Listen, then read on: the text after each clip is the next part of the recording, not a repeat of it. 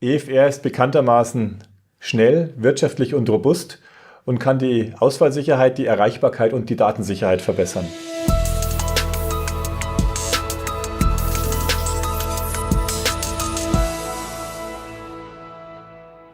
Herr Bergmann, für was steht die EFR?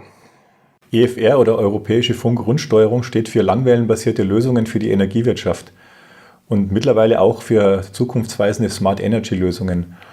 Das Ganze hat mittlerweile vor 25 Jahren angefangen. Damals hat man eine Alternative zur Tonfrequenz-Rundsteuerung gesucht und hat dann festgestellt, mit der Funkrundsteuerung kann man das Ganze deutlich wirtschaftlicher machen.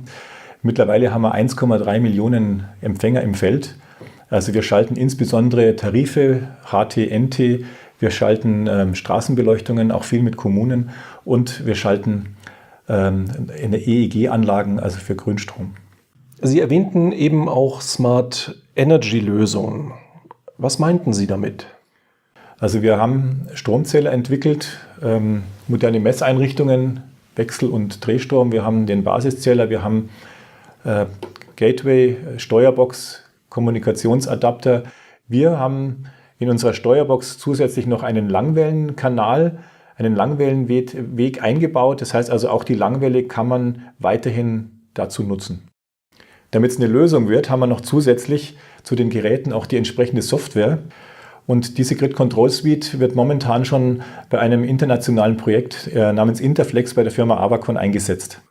Warum sollten Anwender Langwelle nutzen, EFR, wenn eine bidirektionale Kommunikation ja ohnehin erforderlich ist?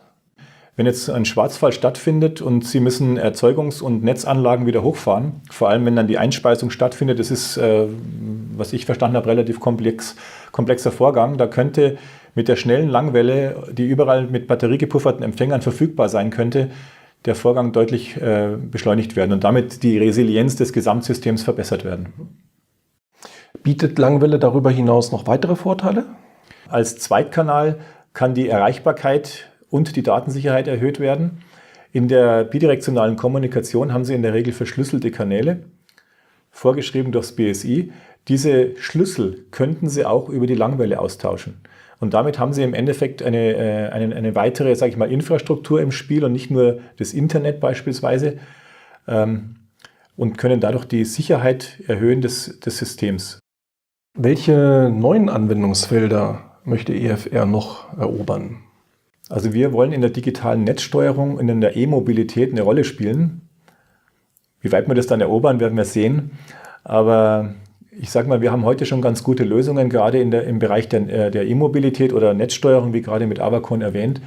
Hier haben wir zum Beispiel eine Ladestation auch in petto, mit der man netzdienlich steuern kann. Das heißt, also da gibt es eine Möglichkeit hier zum Beispiel Sperrzeiten einzubringen. Da kann man auch dynamische Tarife übermitteln.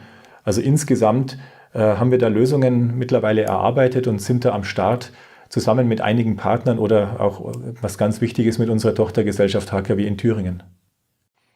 Herr Bergmann, vielen Dank für diese interessanten Ausblicke.